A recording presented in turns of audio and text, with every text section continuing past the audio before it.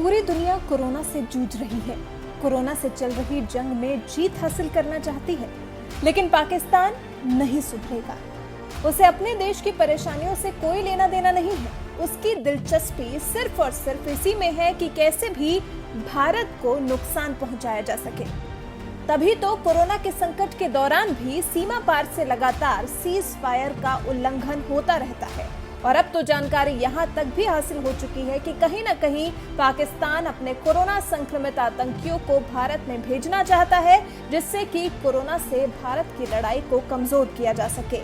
लेकिन ये सेना के जवान हैं जो इस मुश्किल समय में पूरी सतर्कता के साथ सीमा पर खड़े हैं, क्योंकि वो भी जानते हैं कि ये पाकिस्तान है जिसका सुधरने से दूर दूर तक कोई नाता नहीं है। शनिवार से जम्मू कश्मीर के कुपवाड़ा जिले के हंदवाड़ा में चल रही आतंकियों और सेना के बीच में मुठभेड़ तो खत्म हो गई, लेकिन इस लड़ाई में हमने अपने 5 जवानों को खो दिया। इनमें कर्नल आशुतोष शर्मा, मेजर अनूप सूद, 2 जवान और एक पुलिस अफसर शकील काजी शामिल हैं।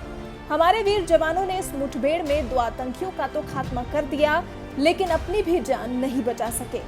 प्रधानमंत्री नरेंद्र मोदी ने शहीद सैनिकों को श्रद्धांजलि दी। ट्विटर पर लिखा, हंदवाड़ा में मारे गए हमारे सैनिकों और सुरक्षा बलों को नमन।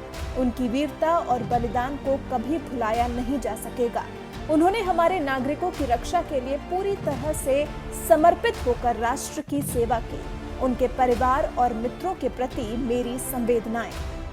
वहीं रक्षा मंत्री राजनाथ सिंह ने भी जवानों की शहादत पर शोक व्यक्त किया है। अपने ट्वीट में राजनाथ सिंह ने लिखा, हंदवाड़ा में हमारे जवानों और सुरक्षा कर्मियों की क्षति बेहद परेशान करने वाली और दर्द भरी है।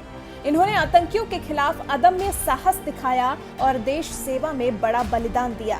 हम इनकी बहादुरी और संघर्ष को कभी भुला नहीं पाएंगे। सीडीएस बिपिन रावत ने भी एनकाउंटर के दौरान शहीद हुए जवानों को सलाम किया है।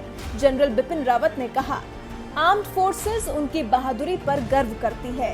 उन्होंने सफलतापूर्वक आतंकियों का सफाया किया। हम उन वीर जवानों को सलाम करते हैं और उनके परिवारों के प्रति गहरी संवेदना प्रकट करते हैं।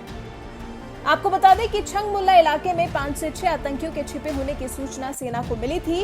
इससे पहले 24 अप्रैल को भी पीओके से आतंकियों ने घुसपैठ की कोशिश की थी, जिसके बाद सुरक्षा बलों ने तलाशी अभियान चलाना शुरू कर दिया था, जिसके बाद शनिवार को ये मुठभेड़ शुरू हुई और रविवार को खत्म हुई। अफसोस, इस लड़ाई में हमने अपने 5 जवानों को खो दिया।